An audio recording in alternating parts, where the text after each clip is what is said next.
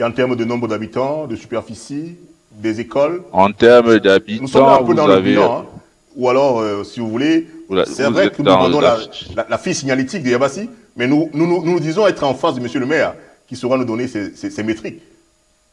écoutez, durant mon mandat en tant que maire, j'ai fait construire 3 centres de santé, notamment le centre de santé de Bandem-Rive Droite, le centre de santé de Bouri-Bouélé, le centre de santé de, comment dire, de Bajop Dokpeda. Donc, en un mandat, ce qu'on a pu faire, et il y avait des projets sur le centre de santé de Ndokama, donc le canton d'Ibendo-Pélé, mais nous étions sur la progression de au moins un centre par canton. Maintenant, qu'est-ce que vous voulez que je vous dise en termes de population? Nous sommes autour de 50 000 habitants. Et la saturation de Yabassi devient de plus en plus préoccupante parce que avec Douala qui n'a plus de terre, vous avez des populations qui s'installent à partir du PK 27 en allant vers Yabassi. Donc vous avez une densité démographique de ce côté qu'on maîtrise encore très bien. Donc je pourrais dire qu'à l'orée de 2025, Yabassi, avec la route qui s'annonce, la route qui est en cours de construction, à près de 50% aujourd'hui, vous aurez une population qui va aller vers les 100 000 habitants parce que c'est la ruée vers Yabassi aujourd'hui. La guerre vers le foncier, la guerre vers la situation stratégique, vers le positionnement stratégique et donc voilà un peu côté démographie. Maintenant, si vous voulez qu'on parle de ce que nous avons fait en tant que maire, eh bien, il faut vous noter dans l'histoire du Cameroun, je suis le tout premier maire à avoir instauré ce qu'on appelle le lotissement communal en termes de progression et d'aménagement de la ville. Vous pouvez regarder dans tous les livres d'histoire ou bien les archives des municipalités. Nous avons initié d'entrée de jeu un lotissement communal de 100 hectares sur la ville, sur le village de Ndokbao. Et nous avons également mis en place ce qu'on appelle les cités de l'émergence. C'était une révolution parce que personne n'y avait pensé et le ministre des Domaines de l'époque avait salué cette initiative qu'il a tout de suite répercuté à d'autres maires de copier cet exemple qui devait faire tache d'huile parce que c'est aux maires de planifier l'aménagement du territoire.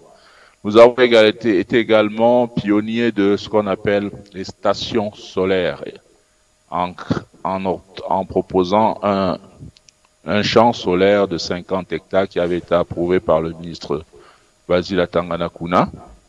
Et nous avions mis à disposition le site. Malheureusement, avec son départ, ce projet, je crois, piétine aujourd'hui. Et les éclairages par station solaire des villages qui étaient dépourvus d'énergie électrique. Notamment, vous avez à Bandem-Rive Droite une station qu'on a installée. Vous avez également dans le canton Bouri-Bouélé où on en a installé. Vous avez également les accès à l'énergie électrique qui ont été facilités. Vous avez également une station solaire au niveau de Lamba.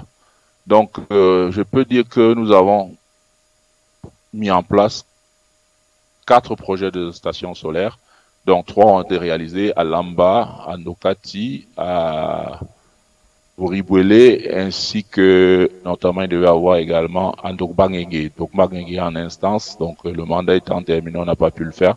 Mais nous avons également développé les stations, les éclairages publics solaires parce qu'il n'y a pas si étant déconnecté de l'énergie. On a mis pas mal d'éclairages publics solaires dans plusieurs localités. Une des préoccupations majeures que nous avons eues, c'était l'accès à l'eau potable des populations. Nous avons installé une moyenne de plus de 15 forages dans nos villages. Est-ce que nous avons fait de mieux? Nous avons porté le plaidoyer du bitumage de la route Douala-Bourne pour Yabassi, qui a été approuvé après avoir transmis l'avant-brevet détaillé au chef de l'État, son Excellence Paul Biya, qui a été éprouvé et transmis au ministre Ambassadeur des Travaux publics pour inscription dans le plan d'urgence présidentielle. Aujourd'hui, cette route est à plus de 50%. Donc, la souffrance, elle est moins grande aujourd'hui.